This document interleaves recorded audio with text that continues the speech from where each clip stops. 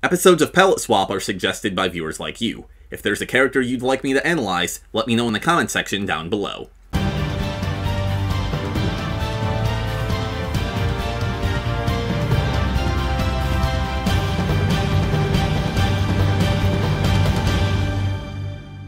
Yar, good morrow mateys, Captain Silvershire here, and oh, sorry about that.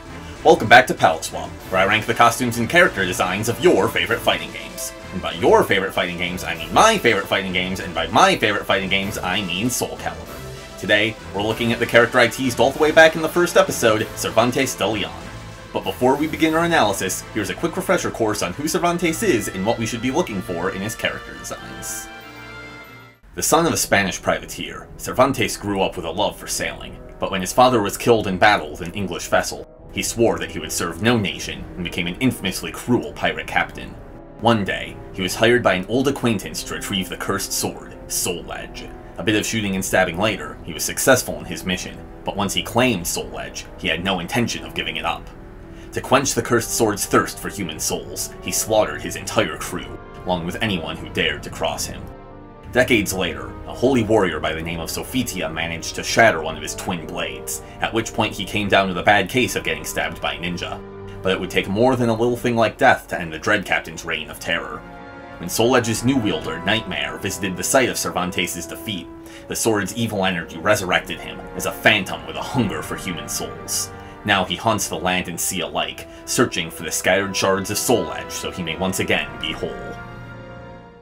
There's nothing crazy or unique about Cervantes' Soul Edge 1P, but it's well done.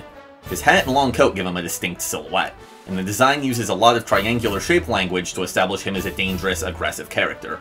His ab window and bare arms probably didn't help with that whole getting stabbed by a ninja thing, but they do effectively communicate that he's still a physical threat despite being a 78-year-old man with scurvy. Purple and green are often associated with villainy, but more specifically, they're the opposites of yellow and red, which are the colors of the country he turned his back on. To be honest, that's probably a coincidence, but I think it's neat. 7 out of 10. This costume's alternate color is teal and purple, which looks alright, but isn't super distinct from his default 1P. Exclusive to the arcade version of the game are these red and pale blue recolors, both of which I like a lot more than the one that was carried over to consoles. Of course, the arcade version only has these extra recolors to make up for the lack of a 2P, so I guess console came out on top. Anyway, it's a 6 out of 10.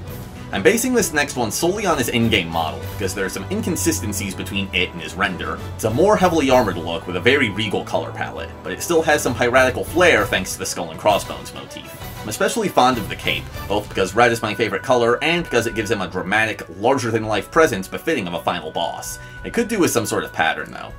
I can't help but be disappointed that he doesn't have the half mask and flowing locks from his concept art, as that would have been a unique and stylish look, but it's still a 7 out of 10. This costume's alternate color is blue and green, which makes perfect sense for an aquatic character and nicely contrasts the warmer colors from his default 2P.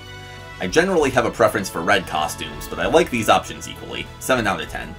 His 3P is a simpler look that more so resembles the garb of a rank-and-file sailor than a captain. This could have easily been boring, but the leather straps and little pieces of armor help to break up the design. I especially like how his asymmetrical chest plate sort of mirrors the shape of his eye patch. However, I do have some issues with this costume. The big metal greaves seem out of place on such a lightly armored design, and it could do with a splash of color. As is, it's not bad, but definitely his weakest from this game. 5 out of 10. His Soulcalibur I 1P is basically just a Soul Edge 1P but with a worse color palette. It's simultaneously all over the place and very dull. There are some neat additions, like the ghostly purple tinge to his hair and the mismatched gloves, but all in all it's just not noteworthy.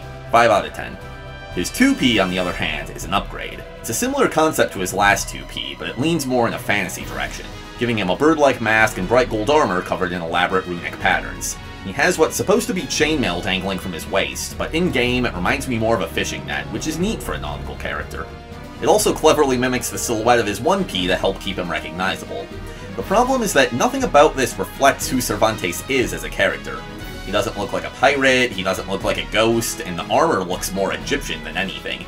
That said, it is cool, and sometimes that's all you need in a 2P. 7 out of 10. Soulcalibur II emphasized Cervantes' undeadness? Undeath? By giving him pale purple skin and pupilless eyes. Much like Siegfried's scar, I think this is a great decision, as it makes him a lot more distinct and recognizable. His 1P from this game is a slightly more realistic design based on European military uniforms from the early modern period. Between the patterns on his clothing, the feathers in his cap, the abundance of gold accents, and that fashionable fur-lined shoulder cape, this is easily the fanciest outfit that Cervantes has ever worn, which makes for an interesting contrast to his new, more ghoulish appearance. Wow, why did I write such a long sentence? The gold cords on his coat are reminiscent of a ribcage, and the prominence of white in his color palette further contributes to a skeletal vibe. Of course, if that's too subtle for you, he also has skulls on his hat and belt. This costume is unique, stylish, and fits Cervantes to a T. 10 out of 10. His 2P is a weird one. It's a form-fitting bodysuit, yet it has a chest plate and a cravat like his old 1P. When I was a kid, it reminded me of scuba gear, which, while obviously anachronistic, does sort of make sense for a pirate. In actuality, I think it's meant to be an undergarment for his armor, similar to the red and black suit from his Soulcalibur I 2P, though in that case, I don't know why he's wearing a chest plate and nothing else. Was he in the middle of getting dressed when suddenly a fight broke out? Why does he have spikes on his elbows and shoulder blades, but nowhere else? I would love an artist's note about the thought process behind this costume, because I'm really not sure what it's going for. But despite that, I kinda like it. The sleeker silhouette effectively contrasts his 1P, and the long ponytail is a cool look. Plus, I can appreciate that it was trying something new, even if I don't know what that something is. I just wish it had a clearer identity. 6 out of 10. Cervantes retains his zombified appearance in Soulcalibur III, but both of his costumes are callbacks to his Soulcalibur I designs. His 1P is my favorite take on the classic Cervantes look, mainly because it uses such a deep, vibrant purple for his hat and coat. A bright color like this could have easily come across as garish, but the rest of his palette is quite desaturated, so there's nothing else competing for your attention. Also, I like that his facial hair is now long and unkempt, resembling the mane of a wild beast. I don't have much to say, as it's very similar to things he's worn in the past, but it's a 9 out of 10.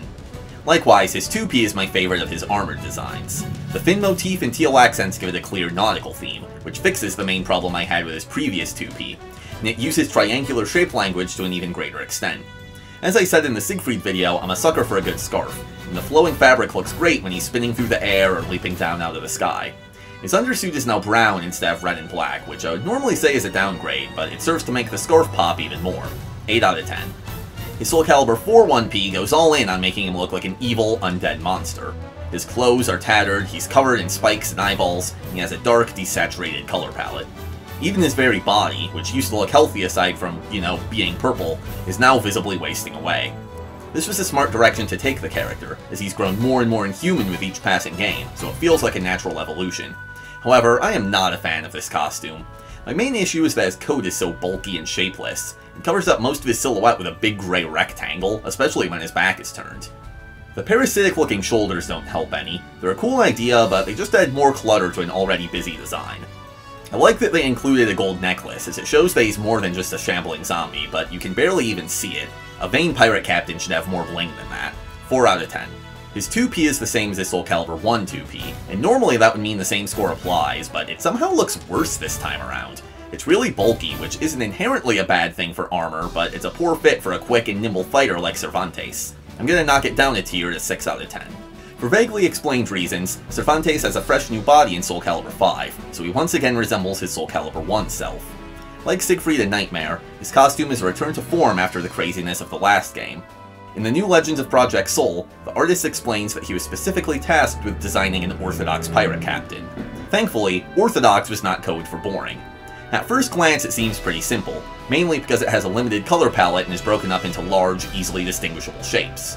But the longer you look at it, the more cool details you find. A scale pattern on his coat, stripes on his pants, a sea serpent on his weird leather leg sheath, and even a Davy Jones-esque insignia on his belt and boots. It's complex without being cluttered. Plus, the white cuffs and lapels are similar to those worn by his daughter Ivy, which is a nice touch. 8 out of 10. His 2P is another repeat of an older design, namely his Soulcalibur III 2P. It is slightly different, as he no longer has blue skin, but that doesn't change my opinion of it one way or the other. Same score applies. Soulcalibur VI is a reboot of the series that takes place shortly after Cervantes' initial resurrection. He's now covered in glowing orange marks that remind me of Kazuya's final devil form from Tekken 7. This outfit combines elements of his captain's uniform and his golden armor, which is a neat idea since he only has one costume in this game. I'm a big fan of his skull-shaped pauldrons, skuldrons if you will, as they're a perfect blend of macabre and ornate. This design is pretty busy, though it's not as bad as his Soulcalibur IV 1P. 7 out of 10. If you've watched previous episodes of this series, you know the drill. Soulcalibur VI doesn't have any alternate costumes, but it does have alternate colors. His color 2 is off-white and silver with blue glowy bits. This is perfect for a ghost pirate, though it's not the most exciting palette. 7 out of 10. His color 3 is red and black with red glowy bits. This is so edgy and I love it. 8 out of 10. Lastly, his color 4 is yellow and brown and gives him a more human skin tone, as well as removes his hat. I like this in theory, but it's just kinda boring. If it's trying to make him look like a human, it should get rid of the glowy bits, which I know is possible because there's a version of Cervantes without glowy bits in his Soul Chronicle. 6 out of 10. And with that, we have ranked every single Cervantes costume. I got kind of more negative towards the end, but I think he's a well-designed character overall. My favorite costumes tended to be those that struck a balance between the proud sea captain and the soul-devouring monster, as leaning too far in one direction simply isn't as intriguing. But that's just my opinion, so what do you think? Let me know in the comment section down below if you agree or disagree with any of my rankings. Also, let me know which character you'd like to see next. For episode 7, I'll be stepping out of my comfort zone to discuss Street Fighter's Chun-Li, as requested by the legendary Huskin. Sorry if I mispronounced that. In the meantime, thank you so much for watching, I hope you enjoyed, and until next time, I bid thee farewell. Oh yeah, I forgot about this costume from the official Soul Edge art book. 11 out of 10.